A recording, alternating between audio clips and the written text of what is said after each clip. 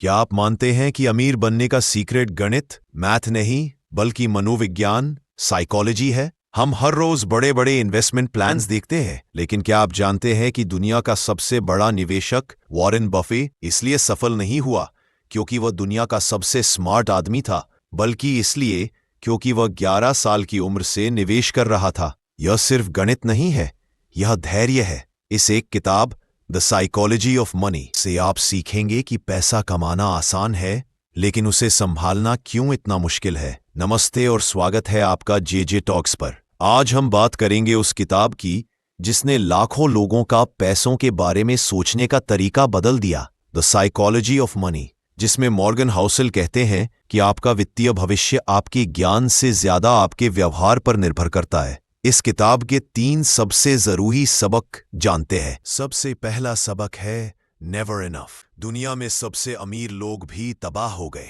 क्योंकि उन्हें पता नहीं था कि बस अब बहुत हो गया कहाँ कहना है। लेखक हमें एक कहानी बताते हैं एक व्यापारी की जिसके पास करोड़ों थे, फिर भी उसने और कमाने के चक्कर में सब कुछ दांव पर लगा दिया। सबक ये है, सबसे मुश्किल वित्तीय स्किल है संतोष की सीमा जानना। जब आप अपनी सीमा जानते हैं तो आप जोखिम, रिस्क नहीं लेते और उस नींद को नहीं खोते जो सबसे बड़ा धन है। दूसरा सबक आता है इतिहास से, कंपाउंडिंग की पागलपन भरी शक्ति, the crazy power of compounding. Warren Buffett का उदाहरण याद है? उनकी 90% संपत्ति उनके 50वें जन्मदिन के बाद बनी। यह किसी जटिल निवेश रणनीति के कारण नहीं, बल्कि समय के कारण हुआ। पैसा धीरे धीरे बढ़ता है, लेकिन समय के साथ वह गुणा होता चला जाता है। इसलिए मॉर्गन हाउसेल कहते हैं, सबसे बड़ा रिटर्न पाने के लिए आपको बस लंबे समय तक बाजार में टिके रहना है। यह सबक स्टॉक मार्केट और इतिहास दोनों में काम आता है। अंतिम और सबसे जरूरी सबक,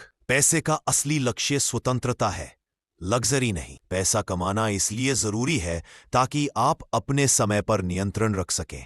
अगर आपके पास पर्याप्त पैसा है तो आप सुबह उठकर वह काम कर सकते हैं जो आपको पसंद है, न कि वह जो बॉस आपसे कहे। लेखक के अनुसार आप जितने भी महंगे सामान खरीद लें, वे आपको उतनी खुशी नहीं देंगे जितनी खुशी खुद के समय पर नियंत्रण देने से मिलती है।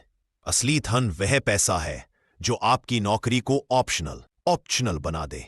तो संक्षेप में, द साइकोलॉजी ऑफ मनी हमें सिखाती है कि अमीर बनने के लिए संतोष, सफिशिएंसी जरूरी है, बाजार में धैर्य से टिके रहना जरूरी है और पैसे का असली लक्ष्य स्वतंत्रता है।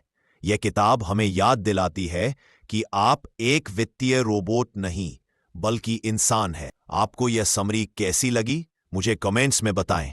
और ऐसे ही किताबों के निचोड़, Hindi book summary, stock market की जानकारी और इतिहास की बातों के लिए जेजे टॉक्स चैनल को अभी सब्सक्राइब करें और जल्द ही मिलते हैं अगले वीडियो में।